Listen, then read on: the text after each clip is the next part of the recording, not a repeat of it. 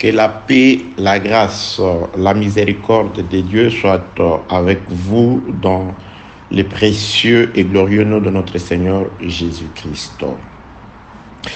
L'exode de bois depuis Tyr jusqu'à Japhos, audio numéro 20. Prenons les Saintes Écritures. 2 Chroniques, chapitre 2, je commence la lecture au 3e verset. Salomon envoya dire à Huram, roi de Tyr, « Fais pour moi comme tu as fait pour David, mon père, à qui tu as envoyé des cèdres afin qu'il se bâtisse une maison d'habitation.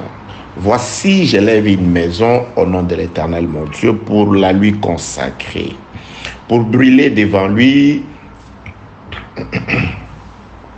le parfum odoriférant, pour présenter continuellement le pain des propositions et pour offrir les holocaustes du matin et du soir, des sabbats, des nouvelles lunes et des fêtes de l'Éternel notre Dieu, suivant une loi perpétuelle pour Israël. La maison que je veux bâtir doit être grande, car notre Dieu est plus grand que tous les dieux. » J'ai descends au 8e verset. « Envoie-moi aussi du Liban des bois des cèdres, des cypres et des santales, car je sais que tes serviteurs s'entendent à couper les bois du Liban. Voici, mes serviteurs seront avec le tien. » Verset 15e. « Maintenant que mon Seigneur envoie à ses serviteurs les froment, l'orge, l'huile et les vins dont il a parlé, et nous couperons des bois du Liban autant que tu en auras besoin, nous te les expédierons par mer en radeau jusqu'à Japhos, et tu les feras monter à Jérusalem. » Très chers compatriotes, ces textes nous servent jusque-là des textes de base. Notre enseignement est tiré, trouve son soubassement dans les Écritures, plus particulièrement dans la portion que nous venons de lire. Il s'agit du roi Salomon qui projette, d'après l'ordre donné par son père, il projette de bâtir une maison, un temple pour l'Éternel Dieu créateur de Jésus de la terre à Jérusalem. Mais il tourne son regard du côté de Tyr. Il s'adresse au roi de Tyr qui s'appelle Huram. Il lui présente son projet de se bâtir, plutôt de bâtir, de construire un temple pour l'Éternel. Et il lui demande de pouvoir lui envoyer premièrement un homme intelligent, habile et très sage, capable de sculpter, de faire toutes sortes d'ouvrages d'art qu'on lui donne, c'est-à-dire un ingénieur, et aussi que le roi de Tyr qui est un territoire païen, qui ne faisait pas partie des provinces ou des tribus d'Israël, que ce roi de Tyr, de chez lui, il a des serviteurs, des experts, des bûcherons ou des coupeurs de bois professionnels qui s'entendent à couper les bois, que ces serviteurs-là lui envoient 3 espèces de bois, le bois des cèdres, le cypre et les santales. Il en a besoin. Et lui promet aux serviteurs une certaine rémunération composée de 4 éléments: l'orge, les froment, l'huile et les vins. Le roi de Tyr, dont les serviteurs descendront dans la forêt du Liban pour exécuter l'ordre de Salomon, c'est-à-dire aller chercher les bois pour Salomon, et il va transmettre l'ordre de Salomon à ses serviteurs. Et lui intercède auprès de Salomon en faveur de ses serviteurs, que Salomon lui offre d'abord ce qu'il avait promis, qu'il accomplisse d'abord sa parole. La parole de Salomon était qu'au serviteur, il enverra l'huile, le vin, le froment et l'orge, que Salomon envoie d'abord ces choses aux serviteurs, et les serviteurs descendront ensuite dans la forêt pour aller exécuter l'ouvrage. Le roi de Tyr, prénommé Huram, va déterminer l'itinéraire par lequel le bois arriveront jusqu'à Jérusalem. Il dit, nous allons couper le bois, les espèces que tu as demandées, au nombre voulu par toi, nous te les expédierons. L'expédition se fera, ou le voyage se fera par voie maritime. Par la mer, sous forme de radeaux, nous allons les entasser, les unir les uns aux autres, jusqu'à Jaffo, c'est-à-dire Jaffo c'était un port, jusqu'à Jaffo, et de là, toi-même, Salomon, tu descendras, tu les feras monter à Jérusalem. Nous avons compris, très chers compatriotes, qu'il s'agit de nos jours, selon ce qui est écrit, ces choses ont été écrites pour notre instruction. En soi, Dieu voulait parler de nous les hommes. Tyr, qui était jadis une terre païenne, une terre dont les peuples n'avaient ni droit, ni l'eau, rien dans ce qui concernait la parole de Dieu, la volonté de Dieu, ni promesse, ni sacerdoce. Nous n'avons pas été appelés. Dieu ne nous a pas connus. Dieu ne nous connaissait même pas. Nous étions sans sacerdoce, sans sacrificature. Nous étions éloignés de Dieu. Nous étions en dehors de toutes les promesses. C'est ça la terre de Tyr. Mais de chez nous devait sortir les bois. Quand les Écritures parlaient du bois, en réalité, le bois, c'était aussi une façon dans l'Ancienne Alliance de pouvoir indiquer les hommes. Jésus-Christ, s'adressant aux femmes de Jérusalem qui plairaient, il dit, si l'on fait ça, à moi qui suis le bois vert, à comme forte raison, ils feront sur vous, sur vos enfants qui sont des bois secs. Donc, en quelque sorte, Jésus-Christ présente déjà les hommes sous forme de bois. Que la paix de Dieu soit avec vous au nom de Jésus-Christ. Donc, en soi, nous parlons du voyage ou de l'exode ou des déplacements des hommes qui doivent quitter les mondes qui étaient sous la malédiction, les mondes qui étaient éloignés de Dieu, les mondes, la terre qui a connu la malédiction à cause du péché de l'homme. Nous sommes nés sur cette terre-là, comme les arbres qui poussaient sur la terre de Tyr. Mais ces arbres-là doivent quitter Tyr pour aller à Jérusalem. Nous sommes nés quant à la chair dans ces mondes. Par la première naissance, la naissance à travers nos parents respectifs, nous avons participé au péché d'Adam. Donc nous sommes nés pécheurs, nous sommes nés mauvais. Mais Dieu a besoin de nous. Dieu nous attend. Dieu attend les arbres. Nous avons compris dans les Écritures que ce n'étaient pas tous les arbres de la forêt qui étaient attendus à Jérusalem. Il y en avait plusieurs, les espèces d'arbres ou de bois dans la forêt du Liban, mais Salomon n'avait jeté son dévolu que sur 3 espèces de bois. Nous sommes plusieurs, mais Dieu connaît ses enfants. Dieu a la liste de ses enfants. De même que Salomon, quand il exécutait cet ouvrage, il était en train de pouvoir exécuter l'ouvrage selon que David l'a dit. L'Éternel Dieu m'a donné un écrit, par un écrit de sa propre main, tous les plans concernant l'ouvrage de cette maison. Donc tout ce qui concernait l'ouvrage de la maison, Dieu l'avait écrit de sa propre main dans un livre qu'il avait remis à David. David l'a remis à Salomon. Donc tout ce que Salomon dit, tout ce que Salomon fait, il est en train de pouvoir accomplir la volonté de Dieu exprimée dans un livre. Nous avons tout simplement compris que la loi a été donnée à Moïse. Moïse, s'en allant, a promis le véritable constructeur. Celui qui vient accomplir la loi, c'est le Seigneur Jésus.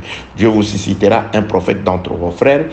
Et écoutez ces prophètes-là. Donc c'est Jésus-Christ qui est venu construire les temples. Mais Jésus-Christ n'abolit pas, mais il accomplit la parole de Dieu qui est restée scellée du temps de David. Parce que David voulait ouvrir les livres afin de construire. Dieu dit non, scelle ça. Au temps de la fin, il viendra un temps où les gens devront lire. Mais ce n'est pas ton temps. C'est pourquoi on a interdit à David de ne pas construire. Et lorsque le temps du fils Salomon est arrivé, Salomon a été investi. une fois investi roi, quelque temps après, Salomon va ouvrir les livres qui étaient restés scellés du temps, les livres de l'Éternel, qui est resté scellé du temps de son père David. C'est le Seigneur Jésus-Christ qui est venu par le Saint-Esprit à ce jour nous révéler la vraie volonté de Dieu à travers la loi qu'il avait donnée au peuple par Moïse. Que la paix, la grâce et la miséricorde de Dieu soient avec vous au nom de Jésus-Christ. Donc nous avons compris que du monde devaient venir les hommes qui sont attendus à Jérusalem. Nous sommes attendus à Jérusalem. Pas à ce Jérusalem terrestre. Nous n'avons pas de promesses vis-à-vis de cette promesse de cette Jérusalem terrestre.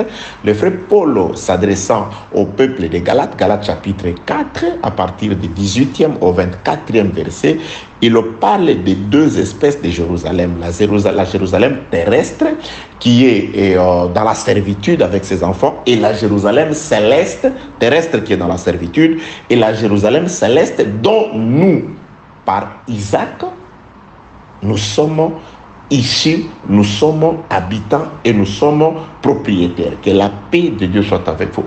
Donc, Dieu nous attend quelque part. Jésus-Christ nous attend quelque part. Mais il a envoyé ses serviteurs ensemble avec quelques hommes de la terre de Tyr afin de pouvoir couper les bois, préparer les bois. Et nous sommes appelés, bien-aimés dans le Seigneur, à quitter ces mondes. C'est pourquoi nous avons dit, les bûcherons, ceux qui abattent le bois, ils travaillent dans un seul objectif, de pouvoir séparer les bois de la terre de Tyr, le mettre dans l'eau, faire commencer les voyages au bois jusqu'à Japhos. Et là, Salomon s'occupera de bois.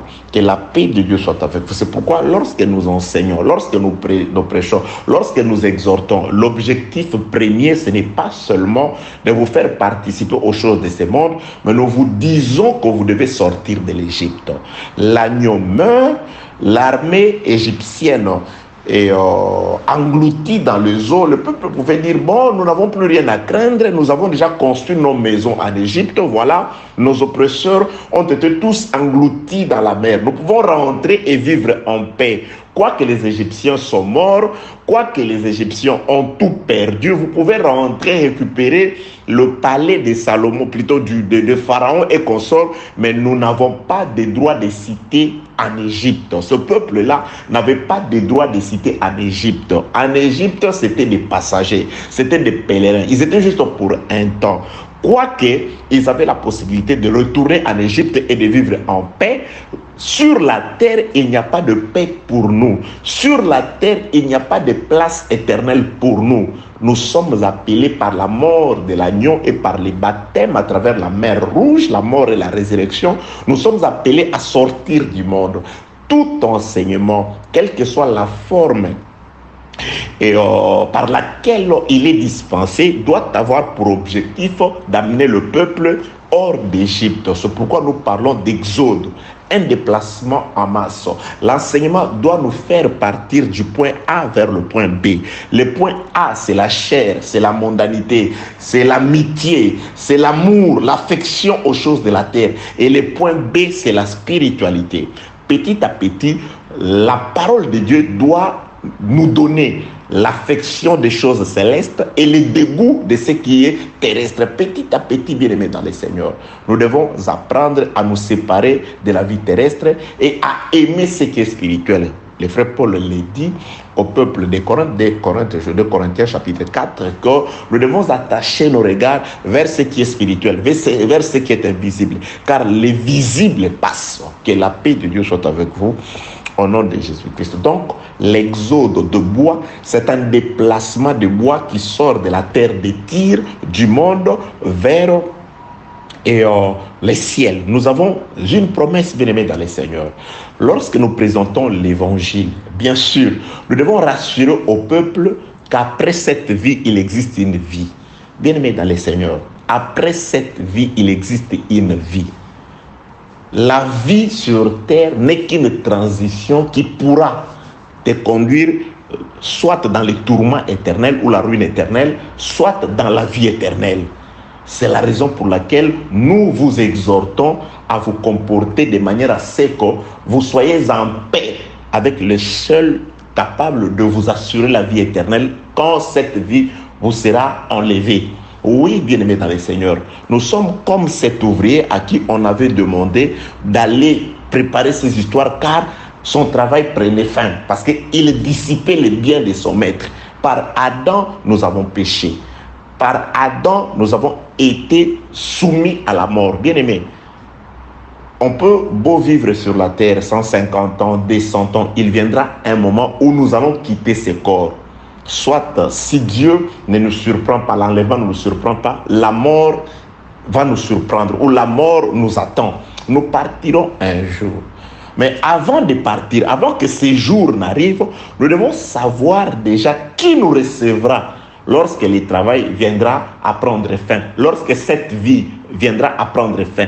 Qui peut nous recevoir après? Cet homme-là, quand on lui a demandé, il est allé, il a fouillé. Qui peut me recevoir lorsque mon travail finira?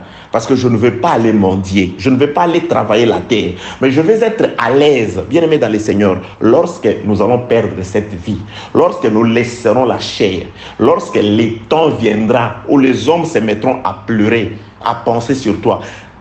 Quand tu es encore là, vivant, penses-tu à chercher à savoir qui peut t'accepter quand tu mourras? Quand cette vie, bien aimée dans le Seigneur, pour le monde, on ne vit qu'une seule fois. Pour le monde, il n'existe qu'une seule vie. Mais pour nous, il existe certainement une vie après cette vie. Nous en avons la certitude parce que nous avons un frère, notre frère aîné. Il était avec nous. Il est parti chez les morts. La mort a été constatée. Jean écrit, il rendit l'âme, nous l'avons vu. Il est mort, il est allé chez les morts. Il y a séjourné, il est rentré. Sous forme du Saint-Esprit aujourd'hui, il nous rassure que la mort, ce n'est pas la fin, bien-aimés dans le Seigneur. Pour ceux qui sont charnels, pour ceux qui ne connaissent pas Dieu, ils peuvent tuer pour les choses de la terre, ils peuvent exécuter toute autre chose méchante pour les biens de ce monde parce qu'ils n'ont pas d'espérance. Nous, notre espérance traverse même cette chair. Nous pouvons souffrir quant à la chair, nous savons qu'il existe une joie réservée pour ceux qui vivent attachés à Jésus-Christ, pour ceux qui accordent leur vie à la parole. Soyez rassurés, bien-aimés dans le Seigneur, nous en avons les témoignages de la vérité. De sa bouche, il ne s'est point trouvé de fraude. Aucun mensonge ne pouvant provenir de la vérité. Tout ce que Jésus dit est la vérité.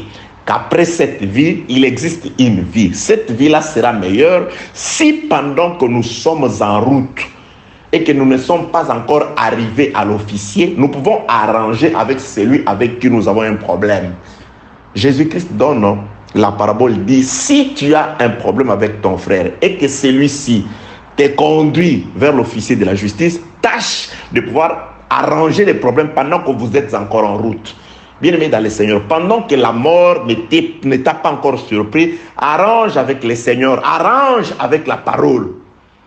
Arrange avec la parole.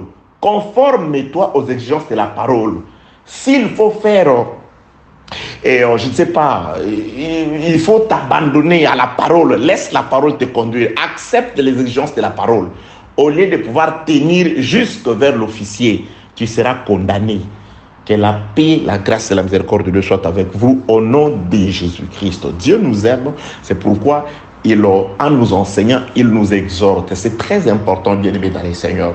Nous avons des problèmes, certes, nous avons des difficultés, nous avons des besoins. C'est des histoires qui nous accompagnent tout le long de la marche, pendant les pèlerinages. Ces histoires-là, on a besoin de manger quand même. On a besoin de l'eau, on a besoin de vêtements, on en a besoin. Mais ce n'est pas ça l'objectif, ce n'est pas ça le mobile. Je ne peux pas haïr mon frère à cause de ce qui est passager, de ce qui passera. Je ne peux pas commettre des crimes. Je ne peux pas transformer ma vie. Je ne peux pas hypothéquer mon avenir, ma vie éternelle à cause du bien de ce monde. Tout passera, la convoitise, tout ce qui est de ce monde passera. Mais seules les paroles du Seigneur resteront éternelles. Que Dieu vous bénisse, que Dieu vous fortifie, que la lumière du Saint-Esprit vous éclaire, que la droite de Dieu relève ceux qui sont faibles, relève ceux qui sont tombés, fortifie ceux qui sont faibles au nom de Jésus-Christ. Très chers compatriotes, mes très chers bien-aimés, les concitoyens du ciel, pèlerins sur la terre, voyageurs et étrangers sur la terre, le bois doit partir des tirs. Je rappelle, ça c'est l'audio numéro 20. Audio numéro 20, donc il y en a 19.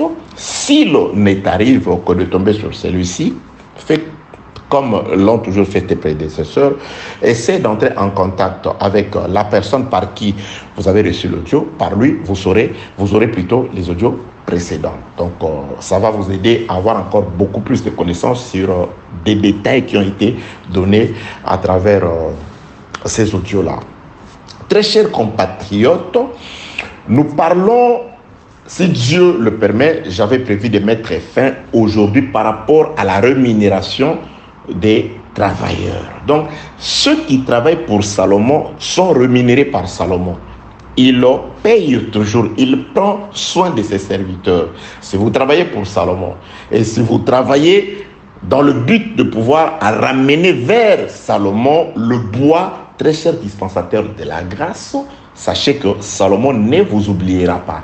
Salomon va labourer le cœur des gens afin que par ces gens-là, votre salaire soit donné.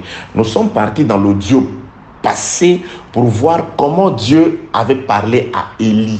Il dit, j'ai ordonné à une veuve dans la ville de Sarepta, qui est à Sidon, de te nourrir. Donc, cette veuve-là avait été préparée par l'Éternel. Que la paix, la grâce et la miséricorde de Dieu soient avec vous au nom de Jésus-Christ. Donc, nous avons parlé de la rémunération dans le sens matériel. L'ouvrier mérite son salaire. Celui qui foule le grain au pied doit travailler avec l'espérance d'y avoir part. Celui qui soigne une vigne doit profiter de ses fruits. Celui qui paie un troupeau doit se nourrir de son lait. Donc, si des personnes sèment ce qui est spirituel, parmi vous, ils ont droit de récolter ce qui est temporel. Donc ça, c'est la parole de Dieu. En l'accomplissant, vous accomplissez les exigences de la parole, c'est-à-dire vous mangez l'agneau dans la totalité. Nous sommes allés un peu au-delà de cette rémunération matérielle pour parler d'un autre sens par rapport à ce dont le travailleur doit recevoir avant de descendre dans les champs de bataille, avant d'aller conquérir les bois pour la construction du temple. Nous avons dit que c'est obligatoire parce que dès Chroniques chapitre 2, verset 15, le roi Huram est en train de replacer les choses selon un ordre donné. Il dit ceci, 2 Chroniques chapitre 2 verset 15. Maintenant que mon Seigneur envoie à ses serviteurs les froment, l'orge, l'huile et les vins dont il a parlé, et nous couperons de bois du Liban autant que tu en auras besoin. Donc d'abord, Salomon doit nourrir, il doit payer, doter ces gens-là de ce qui leur donnera les capacités, la force de pouvoir travailler. Nous avons toujours dit, un homme qui a faim n'a pas de force pour aller travailler. Bien-aimés dans le Seigneur, il y a des gens qui disent, nous allons combattre. Nous sommes dans un combat spirituel. Mais un combat ne se fait pas affamé. On ne peut pas aller combattre quand on a le ventre vide. On doit manger. On doit manger, bien-aimés dans le Seigneur. Que la paix, la grâce et la miséricorde de Dieu soient avec vous. C'est pourquoi l'épée, c'est aussi le pain. Dans le livre de Juges, pour parler de l'épée, les Madianites, dans son songe, Dieu lui a présenté l'épée sous forme du pain. Il a vu le pain d'orge rouler jusqu'à frapper une tente et à la renverser. Le pain d'orge, par définition, c'est le paix. Bien aimé, le paix contre l'ennemi, c'est la parole. Le pain devient le paix. Nous combattons par la parole. Qui a la parole de Dieu, il a le paix, bien aimé dans le Seigneur. C'est par la parole que nous combattons, que nous sommes forts. Vous ne pouvez pas aller dans un combat spirituel tout en étant ignorant. Les armes que nous utilisons nous sont fournies par la parole. C'est dans la parole que nous trouvons les armes qui nous sont nécessaires et utiles pour faire la guerre. C'est comme l'homme de David. Il avait besoin d'une épée, mais il s'est rendu compte, où est-ce que je peux trouver l'épée sur tous les territoires israélites? Il dit non, je m'en vais dans les temples, dans la maison de l'Éternel, dans la tente d'assignation à Nod. Il s'est présenté vers les sacrificateurs. Il a commencé par demander, il a compris que c'est là où se trouve le pain, c'est aussi de là qu'il peut trouver le pain. Il dit, je faim. On lui présente le pain des propositions. Il prend le pain des propositions. Après avoir mangé le pain des propositions, celui qui lui a donné le pain, il lui demande, n'as-tu pas une arme ici? Il dit, il y a ici le pain de Goliath. Il dit, il n'y en a pas de pareil en Israël. Il a trouvé une épée là où il a trouvé le pain. Bien aimé, le pain pour la guerre se trouve là où se trouve la parole, là où se trouve le pain. Dans la tente d'assignation, dans la maison de l'Éternel, dans la maison, véritable maison du pain. C'est pourquoi, si vous voulez combattre, allez là où se trouve la parole. C'est pourquoi il est difficile, impossible, voire de trouver quelqu'un qui a la connaissance, qui n'aime pas la prière. Donc la prière s'accompagne de la parole. Le pain se trouve là où se trouve le pain. Raison pour laquelle le frère Paul pouvait dire, tout est sanctifié par la parole, le pain des propositions et par la prière. Les combats, c'est par rapport à la connaissance. Quand vous recevez la connaissance, vous pouvez bien combattre. Vous pouvez connaître tout ce dont il faut faire pour être vainqueur. Que la paix, la grâce et la miséricorde de Dieu soient avec vous. Au nom de Jésus-Christ. Donc, Salomon doit doter les gens qui travaillent pour lui. Raison pour laquelle nous sommes allés dans le livre d'1 Corinthiens chapitre 9, le verset 7, où le frère Paul pose cette question. Qui fait jamais le service militaire à ses propres frais? Donc, un soldat ne fait pas le service militaire à ses propres frais. C'est-à-dire, un soldat ne se prend pas en charge. Il est pris en charge par celui qui l'a enrôlé. Celui qui nous a enrôlés comme soldats, c'est celui-là qui doit nous prendre en charge.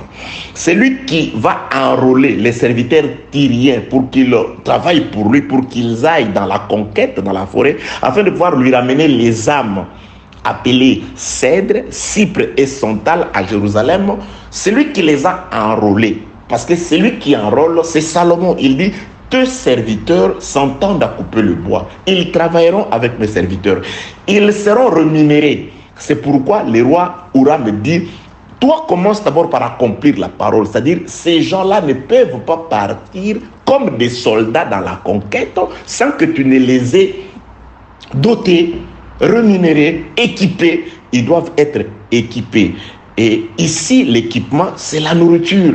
Ils doivent manger, bien-aimés dans le Seigneur. C'est pourquoi aujourd'hui, surtout dans les réseaux sociaux, tout le monde veut parler, tout le monde veut exposer, tout le monde veut enseigner, tout le monde veut devenir prédicateur. Mais il suffit d'écouter, vous vous rendez compte que c'est des personnes qui n'ont pas mangé. C'est des personnes qui parlent à jeun.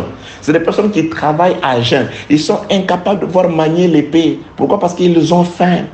Ça, c'est les serviteurs de Saoul. Saoul, c'est celui qui interdit aux gens. Il veut que les gens aillent combattre en famille, à jeun. Non, bien aimé dans le Seigneur. Jonathan comprend, il dit, non, non, non, non. Mon père vous trouble. Pourquoi on ne doit pas aller combattre à jeun? C'est les troubles. Mon père vous trouble. Il va prendre son bâton, il va soutirer du miel, il va manger. Il dit non, non, on doit manger pour aller combattre. Et ses yeux vont s'ouvrir. C'est alors qu'il va descendre et il y aura une grande victoire ce jour-là par lui.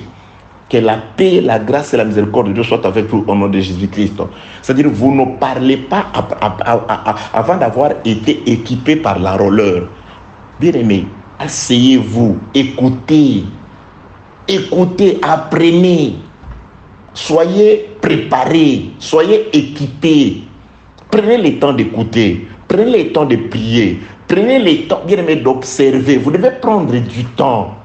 Ce n'est pas une gloire de pouvoir être prédicateur de l'évangile. Que la paix, la grâce et la miséricorde de Dieu soient avec vous. Il y a beaucoup de personnes qui travaillent à fameux. Ils sont à jeun, ils n'ont pas mangé. Que mon Seigneur, dit le roi Huram, accomplisse d'abord ce qu'il avait dit, qu'il envoie d'abord de l'orge, du froment, de l'huile et du vin. Ensuite, nous irons, parce que le roi comprend qu'affameux, les gens n'auront pas suffisamment de force pour pouvoir tenir l'âge, pour pouvoir travailler. Ils doivent d'abord manger.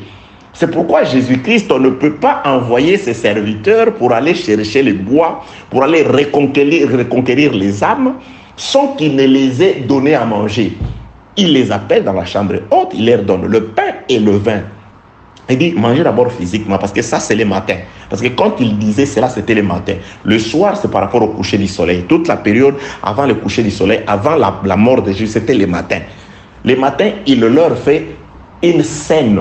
Il leur donne un pain, il leur donne du vin. Il dit, voilà, je suis le véritable Salomon. Vous irez travailler. Comme a dit votre roi, je ne peux pas vous laisser aller travailler sans vous nourrir. Mangez d'abord. Il leur donne le pain, c'est-à-dire le froment, l'orge, l'huile et le vin.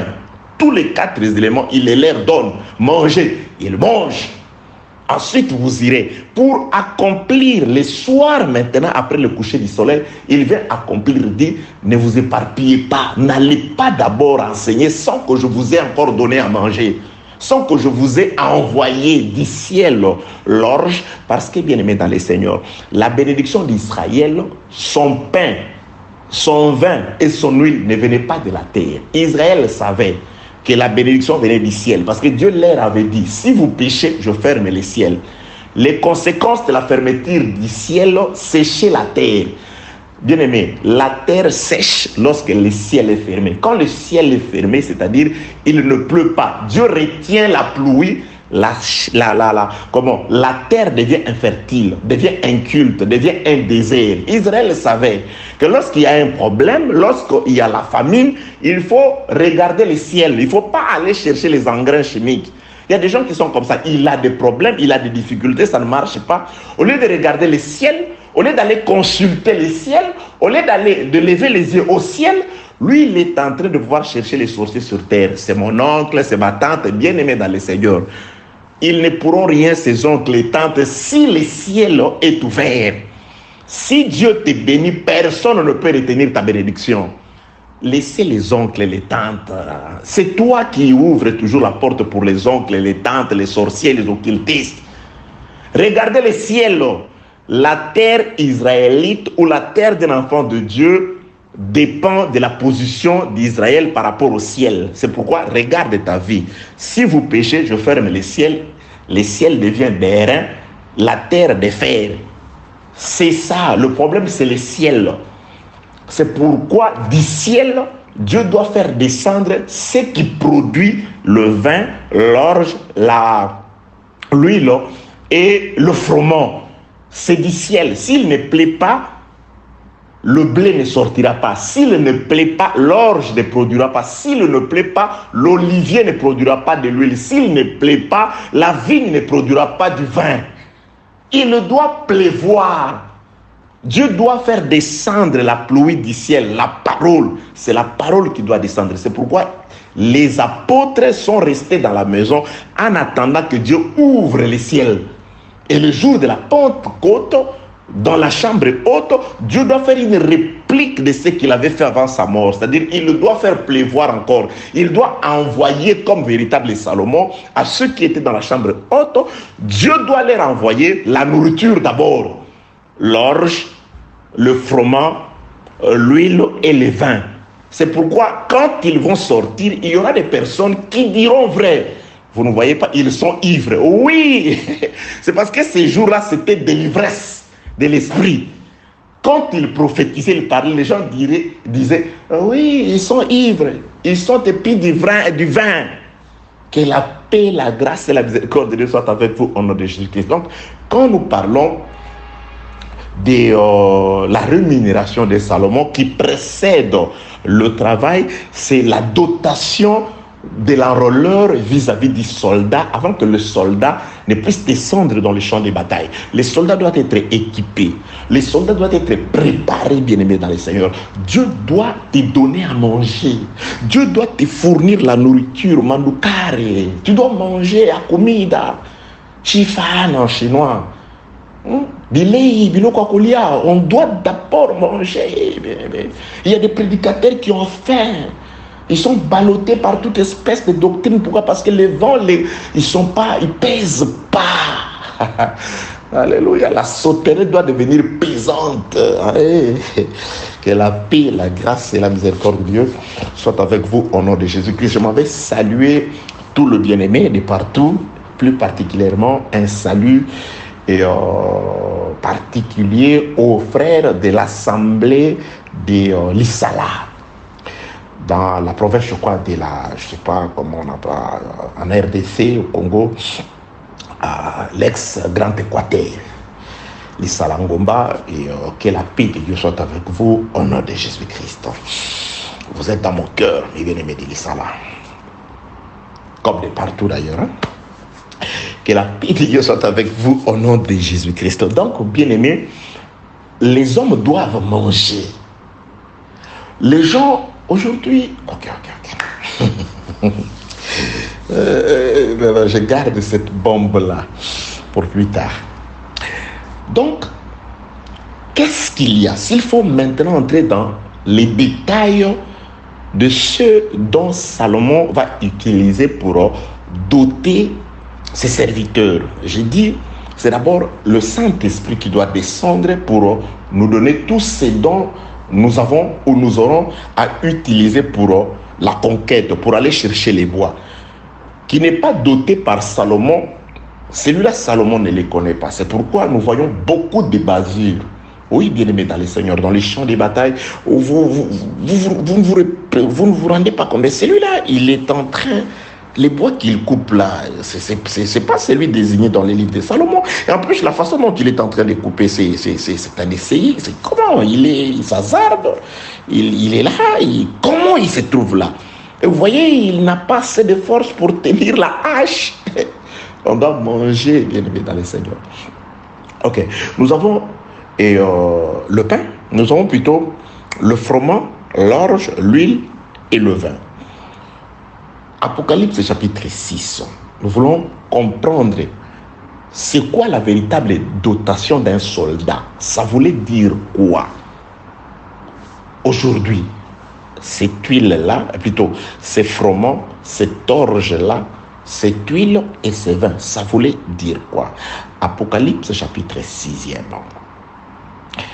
Le dernier livre selon la disposition de la Bible, Apocalypse chapitre 6, je commence la lecture au 5e verset. Quand il ouvrit le 3e sceau, j'entendis le 3e être vivant qui disait « Viens ». Je regardai et voici parut un cheval noir. Celui qui l'est monté tenait une balance sur sa main. J'entendis au milieu des 4 êtres vivants une voix qui disait une mesure de blé pour un denier. Nous avons d'abord déjà le blé, un des éléments constitutifs du salaire de Salomon à ses serviteurs. Nous avons le blé. Là, on parle du froment. Le froment, c'est les grains de blé. Donc, nous avons déjà le blé dont on détermine le prix, un denier. 3 mesures d'orge pour un denier. Nous avons aussi le second élément, l'orge. Apocalypse 6 parle de l'orge, parle du blé. C'est ce qui est écrit aussi dans les livres de 2 Chroniques chapitre 2 à partir du verset 15e. Donc nous avons 2 de ces éléments-là. J'entendis au milieu des 4 êtres vivants une voix qui disait une mesure de blé pour un denier et 3 mesures d'orge pour un denier. Mais ne fais point les mal à l'huile et au vin. Donc nous avons les 4 éléments constitutifs du salaire qui se retrouvent être indiqués, désignés dans le livre d'Apocalypse. Dans le livre d'Apocalypse 6.2, le 3e sceau, on présente ces éléments, mais on les divise en 2 groupes. Audio numéro 17, je crois, ou 16 ou 17, où je commençais à parler de ces choses, nous avons déjà compris que la moitié de ces choses, c'est-à-dire le froment, la farine, parce qu'avec l'orge, on fabrique de la farine. Avec le froment, c'est aussi la farine. Mais les deux farines des qualités différentes. Nous verrons ça en détail si telle est aussi la volonté de notre Dieu. Nous avons d'un côté la farine d'huile et d'orge, plus l'huile, ça forme le pain qu'on doit manger avec le vin. Parce que la scène de Jésus-Christ, c'est qu'il donne, il donne le pain et le vin. La veuve de Sarepta nous montre comment est-ce qu'on fabrique le pain. Il dit, il ne m'est resté qu'une poignée de farine et une cruche d'huile, un peu d'huile dans la cruche, pour en faire un pain, un gâteau. Donc le pain, c'est la farine, plus l'huile, ça forme un pain. Maintenant, le pain doit être accompagné du vin dans le repas de notre Seigneur. Que la paix, la grâce et la miséricorde de Dieu soient avec vous. Pourquoi on ne doit pas faire le mal? L'ordre de l'être vivant dit, ce qu'il faut peser, c'est la farine. Tu pèses la première partie. La farine doit être pesée. Nous avons compris que la balance parle de la souffrance par rapport à ce qui est écrit. Parce qu'on dit c'est la farine, l'orge et les blés qui doivent passer par la balance, mais ne faites point du mal. C'est-à-dire ne pèse pas l'huile et le vin. L'huile et le vin ne passent pas par la souffrance. Nous avons dans les salaires constitués de 4 éléments, 2 éléments, c'est-à-dire la farine, la chair, les corps, le pain, doit passer par la souffrance, la balance, parce que il est écrit dans le livre de Job, passe-moi par tes balances, tu verras que je suis juste. La balance comme des épreuves pour déterminer le prix. Le prix de l'or, sa valeur est déterminée par le feu. Lorsqu'on fait passer de l'or par le feu, le véritable or va briller, mais le faux va se fondre. Donc l'or doit être éprouvé par le feu. Et le pain, la farine doit aussi passer par l'épreuve, par la balance, afin qu'on en détermine le prix. Mais l'huile et le vin, personne ne les touche. On ne peut pas faire du mal. On ne peut pas toucher à l'huile et au vin. Donc nous avons compris que les 4 éléments en soi forment un corps. Le corps de notre Seigneur Jésus-Christ. Il doit mourir, il doit souffrir quant à la chair et il doit vivre et rester intouchable, invincible quant à l'esprit. C'est-à-dire l'huile et le vin parlent de l'esprit. L'huile, c'est le Saint-Esprit. Le vin, c'est le Saint-Esprit aussi. C'est le sang de Jésus, d'après ce qu'il définit lui-même. C'est l'esprit de Jésus-Christ. Que la paix, la grâce et la miséricorde de Dieu soient avec vous. Là, je résume. Donc, Apocalypse chapitre 6, le 3e sceau, on dirait on doit s'attaquer à la chair, mais on ne saura pas toucher l'esprit. Donc, le persécuteur s'attaquera à ceux qui ont l'huile et le vin, mais il ne touchera pas à leur esprit, il ne s'attaquera qu'à la chair. Donc, la persécution. Que la paix, la grâce et la miséricorde de Dieu soient avec vous. Je m'en vais nous prendre un exemple.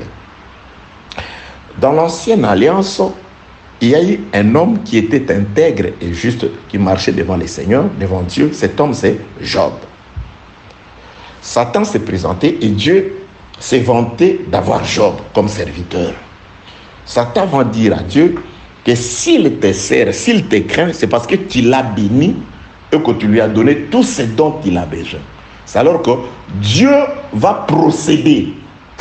Il va armer un chevalier.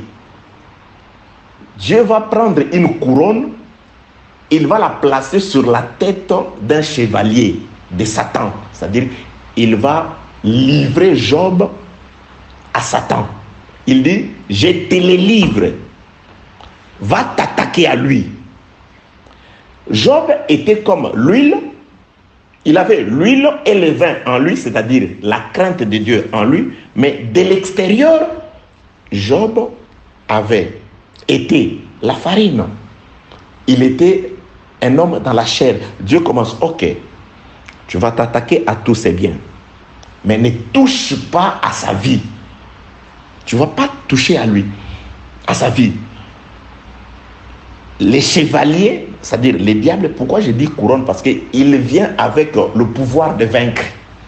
Il sort de chez Dieu pour aller vaincre. C'est-à-dire, c'est pourquoi il avait la facilité de pouvoir exterminer tout ce qui appartenait à Job. Les animaux, les enfants, les maisons, tout.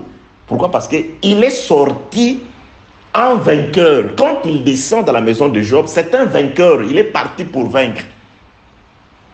Apocalypse chapitre 6. Verset 1er. Je regardais quand l'agneau ouvrit un de 7 sceaux, j'entendis l'un des 4 êtres vivants qui disait comme d'une voix des tonnerres, viens. Je regardais et voici parut un cheval blanc. Celui qui le montait avait un arc et une couronne lui fit donner. Il partit en vainqueur et pour vaincre. Donc lorsque, ça c'est une illustration, lorsque Satan sort de chez Dieu, abandonne Dieu pour descendre dans la ville de Job, il était déjà vainqueur. Il avait une couronne, il avait de l'autorité. Il régnait sur Job. Dieu dit, tu t'attaques à tout. Tu t'attaques à sa chair. Mais ne touche pas. Attaque-toi à ses biens premièrement. Il va s'attaquer à ses biens. Attaque-toi à sa chair, mais ne touche pas à son âme. C'est-à-dire, l'huile et le vin, tu ne le toucheras pas, tu ne feras pas du mal à la vie de Job. Mais la chair de Job a subi. Job passe par la balance afin de connaître le prix de Job. À la fin, Dieu va évaluer Job. Il dira à ces hommes-là, vous n'avez pas été comme mon serviteur Job qui n'a pas péché. Malgré la souffrance, malgré la balance, il est resté intègre. Que la paix, la grâce et la miséricorde de Dieu soient avec vous. Donc, Apocalypse chapitre 6, verset 2 d'abord. J'ai regardé, voici parut un cheval. Celui qui l'est monté avait un arc, une couronne lui fut donnée. Il partit en vainqueur pour vaincre. Et quand il est descendu, il est allé vaincre Job.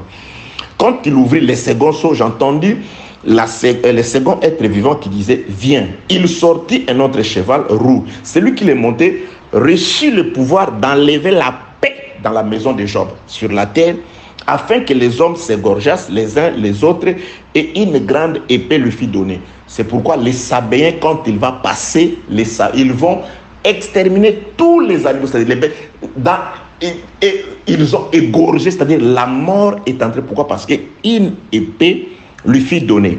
Les enfants de Job. Tout passe par, c'est-à-dire on a détruit tout ce qui appartenait à Job. Les froment, l'orge, la partie charnelle de Job, tout ce qui était lié à la chair, à l'amour charnel de Job, doit passer par une balance, doit passer par une preuve. Quand il ouvrit le troisième seau, j'ai entendu le troisième être vivant qui disait, viens. Je regardais et voici parut un cheval noir. Celui qui l'est monté tenait une balance dans sa main. J'ai entendu du milieu des 4 êtres vivants qui disaient, une mesure de blé pour un denier, 3 mesures d'orge pour un denier, mais ne fait point de mal à l'huile et au vin. Vous voyez, c'est la même chose à peu près. C'est pourquoi les dieux, il n'y a pas 4 chevaux en soi. C'est une façon de présenter les choses. Il n'y a qu'un seul esprit, mais qui travaille de plusieurs manières dans un seul objectif, de pouvoir faire souffrir la chair. La chair de qui dans l'ancienne alliance? La chair de ceux qui gardaient les commandements du Seigneur. La chair de ceux qui avaient la foi. La chair des prophètes dans l'ancienne alliance. Et aujourd'hui, pour tous ceux qui veulent vivre pieusement en Jésus-Christ, ils seront persécutés. Nous ne devons pas les craindre parce qu'ils n'ont le pouvoir que sur la chair, mais ils n'ont pas le pouvoir sur l'esprit, sur l'âme.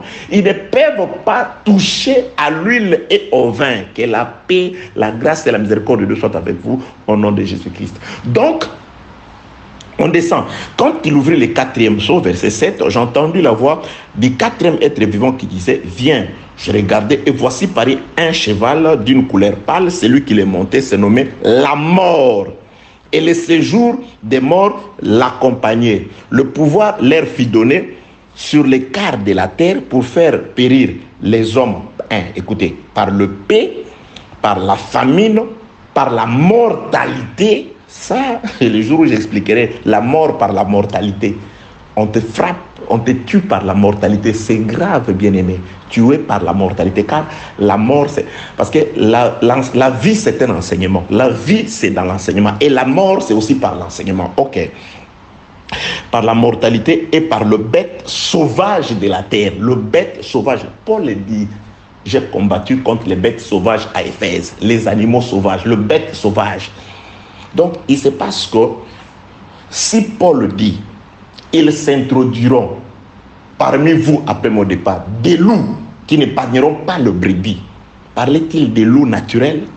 Donc, bref, ici, pendant tout le temps, depuis que l'homme a péché, une autorité a été donnée, une couronne a été donnée au malin. Tu mangeras la poussière. Tu mangeras la poussière. L'homme, tu deviens la poussière, tu mangeras la poussière. Donc, il est sorti avec cette couronne-là depuis le début, depuis la chute. Il a commencé la persécution.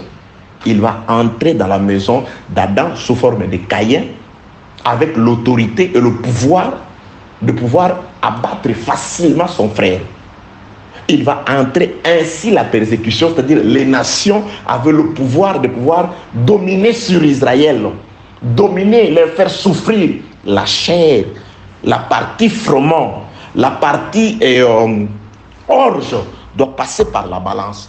Entre-temps, le noyau principal, l'âme de Job, la vie de Job, aucune arme ne peut l'atteindre. Bien-aimé, c'est pourquoi, bien-aimé dans le Seigneur, l'Esprit de Christ à nous, si Dieu est pour nous, le frère Paul pose la question, qui sera contre nous? Mais quand il posait cette question, quant à la chair, il était persécuté. Il dit, moi je suis enchaîné, je suis persécuté, mais Christ ne l'est pas, l'évangile ne l'est pas, l'huile et le vin ne le sont pas. Mais quant à la chair, les apôtres ont souffert, les apôtres sont morts, mais l'huile et le vin, personne n'a le pouvoir de le faire passer par la balance, de le faire souffrir.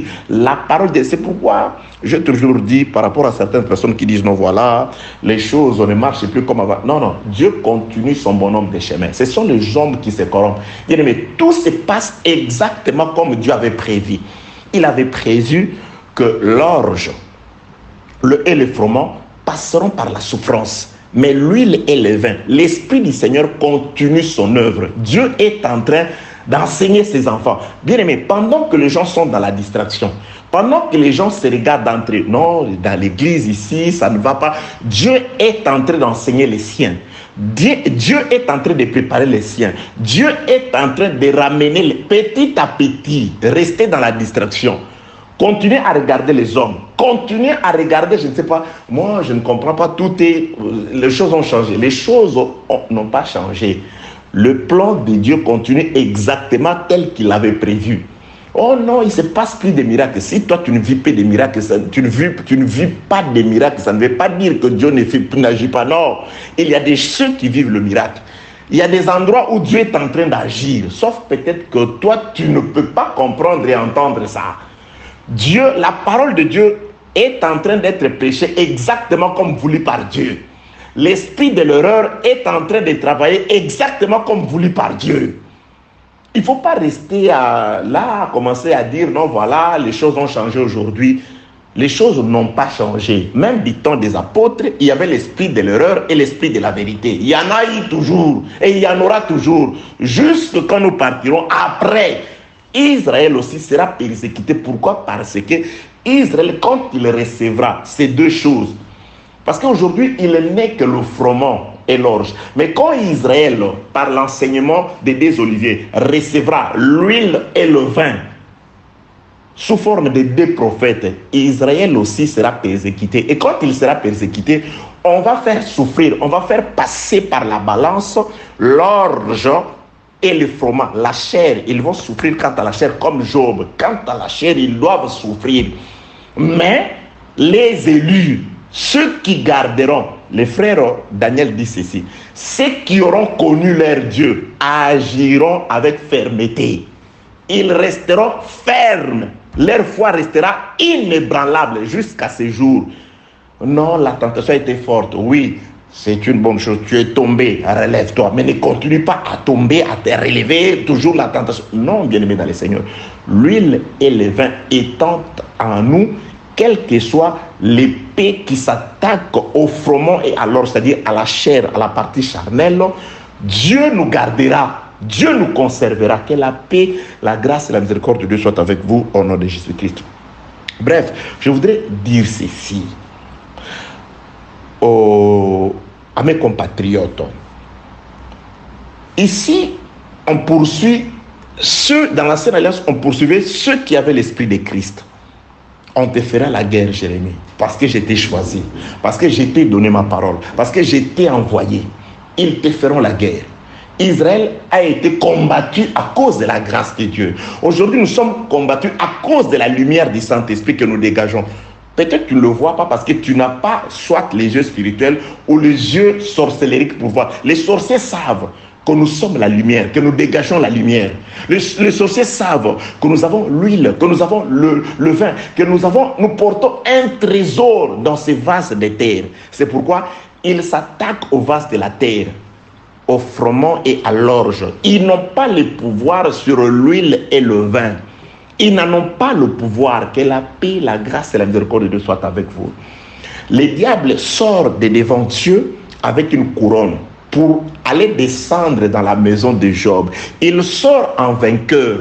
Il sait que je suis un vainqueur. Je vais s'aimer la mort, je vais s'aimer la famine, je vais s'aimer la terreur, je vais s'aimer la pauvreté, je vais s'aimer toutes ces choses-là. Mais comme dans le 3e psaume, on lui dit, tu as tout le pouvoir, mais l'huile et le vin, le Saint-Esprit, l'âme de Job, tu ne la touches pas.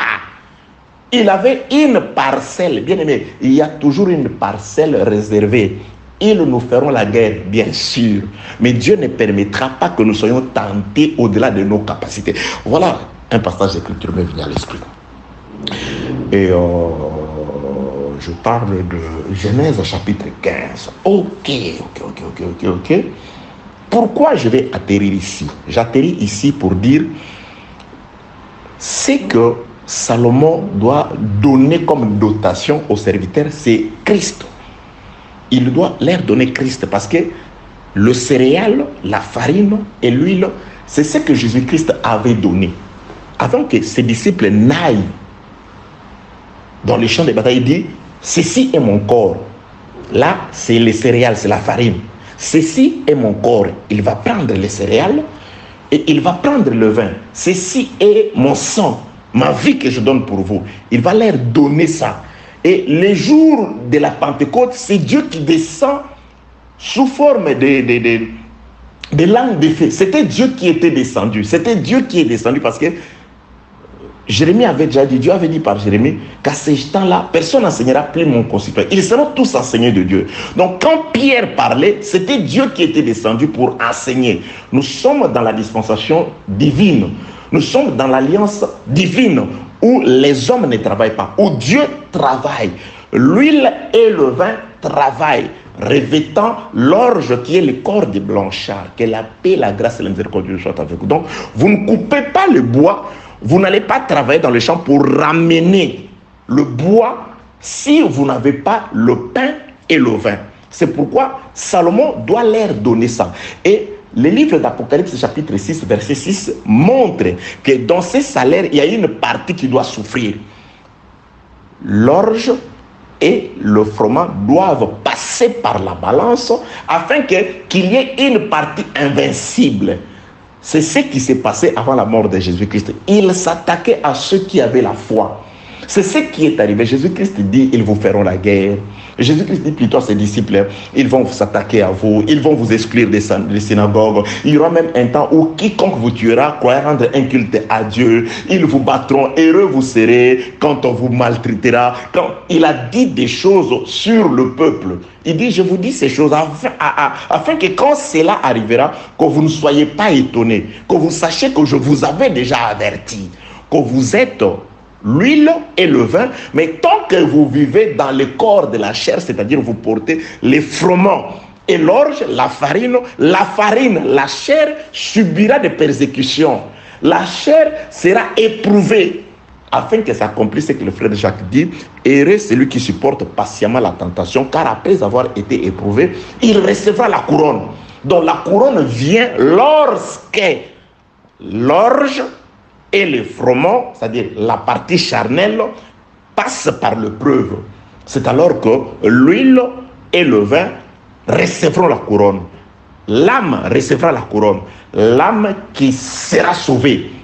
Que la paix, la grâce et la miséricorde de Dieu soient avec vous. Genèse chapitre 15. Je commence la lecture au... Attendez. Genèse chapitre 15, je commence la lecture au 7e verset. L'Éternel dit à Abraham, lui dit encore, je suis l'Éternel qui te fait sortir d'Ur en Chaldée pour te donner en possession ce pays. Suivez la conversation ici très bien. Dieu dit à Abraham que je te fais sortir de ta patrie païenne là-bas pour te donner en possession les pays sur lesquels tu es comme étranger. Ces pays-là t'appartiendra. Voici ça, tout ce qui va suivre découlera de cette promesse.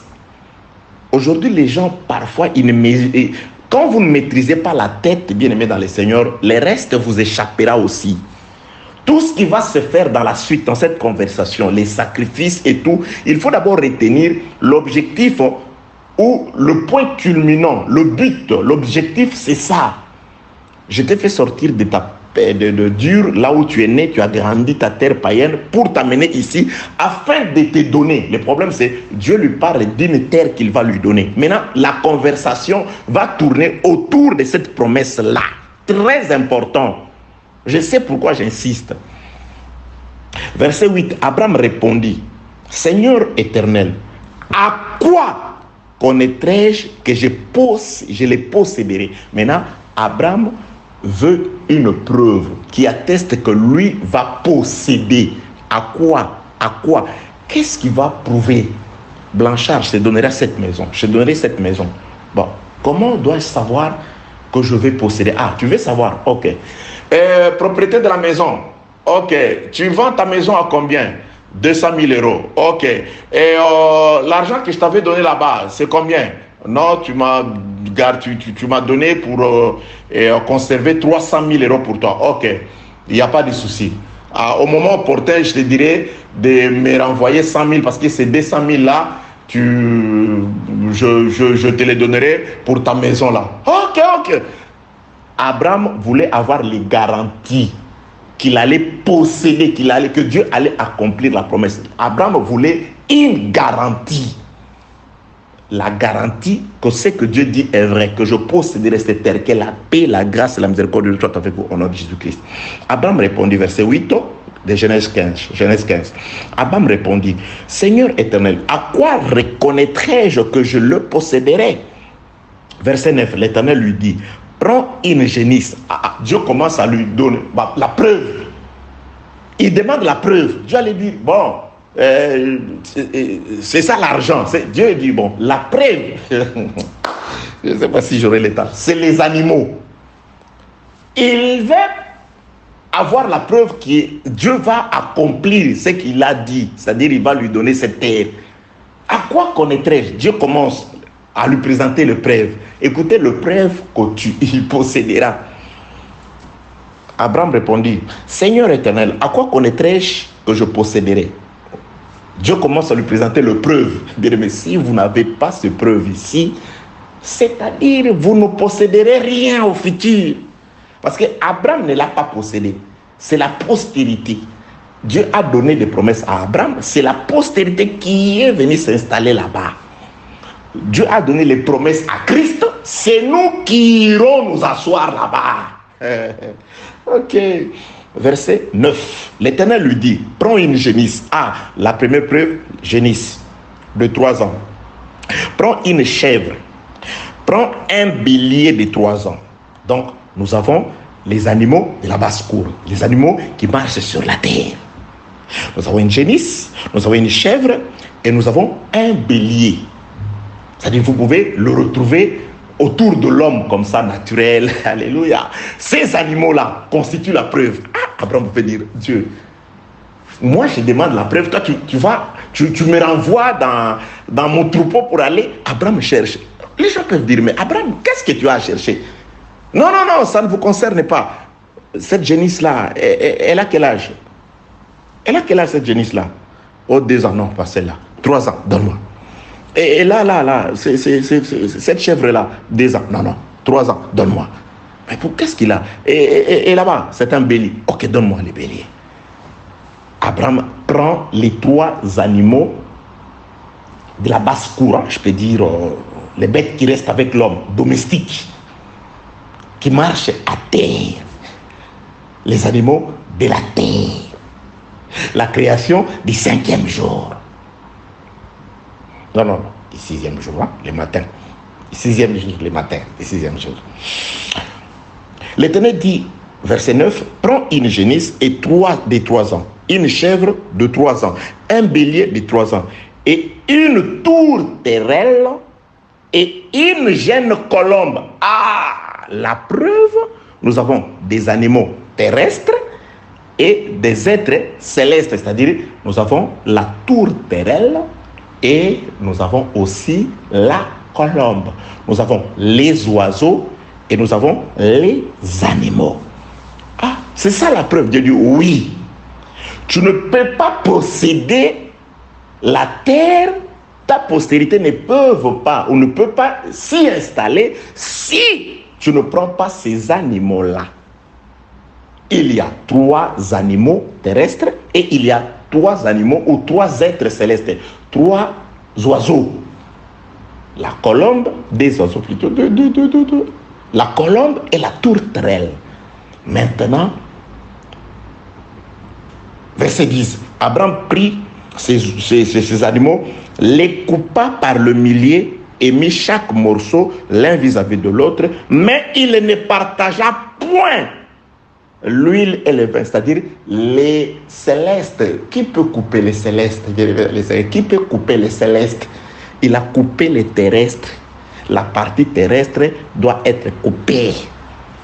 La partie terrestre doit mourir, doit passer par le pays. Les 3 animaux, je n'ai pas le temps de vous détailler, mais je voudrais tout simplement dire que la possession passe par la mort. Il y a un sacrifice total constitué de 5 animaux, entre autres 3 terrestres et 2 célestes. Mais lorsqu'on prépare les sacrifices, l'épée ne peut traverser que les animaux terrestres, les 3 animaux terrestres, la partie charnelle de Jésus-Christ. C'est ça, l'huile, c'est tout ça, les froment et l'orge qui doivent passer par la souffrance, passer par la balance. Les oiseaux, on ne les coupe pas, c'est le Saint-Esprit. Ça veut dire que cet homme-là, vous ne posséderez pas. Nous, on ne peut pas posséder les territoires promis à Abraham si il n'y a pas un sacrifice. Et dans ce sacrifice-là, l'épée ne coupera que la partie terrestre, la partie charnelle. Les animaux de la terre doivent recevoir le paix. Et le paix ne peut pas partager les animaux célestes. L'huile et le vin, on ne fait pas du mal. C'est pourquoi la mort de Jésus-Christ, quant à la chair, le paix coupe la chair. Sa résurrection quant à l'esprit a fait qu'aujourd'hui, nous puissions posséder la terre promise. Nous puissions devenir habitants de Jérusalem céleste. Que la paix, la grâce et la miséricorde soient avec vous. Je suis allé ici pour dire ceci. Si le Seigneur a subi ces outrages-là, il a été passé par une balance afin que son prix soit connu et que l'esprit reste intact. À combien forte raison, nous qui sommes de Christ, nous devons supporter patiemment la tentation. La tentation pour un enfant de Dieu, ça ne doit pas affecter l'huile et le vin, l'esprit que nous avons. L'oiseau ne subira pas le pays, ne connaîtra pas le pays. Ce sont les animaux de la terre, de la basse-cour, qui doivent être partagés, qui doivent subir l'épée, mourir quant à la chair. Jésus-Christ qui meurt quant à la chair, et nous aussi, cette chair parfois doit être détruite, anéantie des persécutions, la souffrance, la douleur, la chaleur, toutes ces choses, tout en conservant intact les oiseaux, en conservant intact la partie spirituelle. L'huile élève. Que la paix, la grâce et la miséricorde de Dieu soient avec vous. Je retourne, bien-aimés dans le Seigneur, pour finir, atterrir, pour nous dire ceci. Salomon, qui va doter ses soldats, c'est-à-dire ses travailleurs, ses ouvriers, de l'orge, du froment, ça c'est la partie faillible. C'est la partie pain qui doit être rompue. Jésus-Christ va rompre le pain. Il rompit le pain. Et il va à cela donner la partie qui ne peut pas passer par la balance. L'huile et le vin. La partie qu'on ne peut pas dompter. C'est pourquoi celui qui a l'esprit du Seigneur, c'est quelqu'un d'indomptable. Les gens parlent des loups indomptables, des lions indomptables. Le véritable homme indomptable, c'est celui qui n'a pas, c'est celui qui a l'esprit du Seigneur. Vous arrivez quelque part, quel que soit ce qu'on vous présente, quel que soit comment l'Église va vous recevoir, mais l'esprit est indomptable par rien. C'est pourquoi Nicodème pouvait reconnaître en Jésus-Christ un esprit indomptable. Il dit, nous savons que vous êtes un docteur venu de Dieu. Et vous ne parlez pas selon l'apparence. Vous ne jugez pas selon l'apparence. Parce que l'huile et le vin ne peuvent pas passer par la balance pour être pesés par les hommes. On ne regarde plus par rapport à la chair. Nous ne jugeons plus par rapport à la chair. Nous n'aimons plus par rapport à la chair. Parce que la chair a été détruite. La chair, le froment et l'orge, la partie farine, la partie terrestre, est déjà passée par la balance. A déjà été éprouvé, anéanti, détruit. Maintenant, c'est l'huile et le vin qui travaillent. Ce n'est pas l'esprit de l'homme. Le Saint-Esprit dans l'homme, il le juge d'après les sentences du ciel et non d'après la considération quant à la chair. Nous n'aimons plus quant à la chair. Parce qu'il est de ma nation, il est de ma tribu, il est de ma race, il est, je ne sais pas.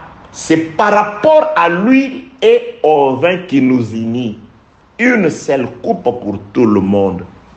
Nous devenons participants à l'aspersion, au sang de l'aspersion de Jésus-Christ, dit le frère Pierre.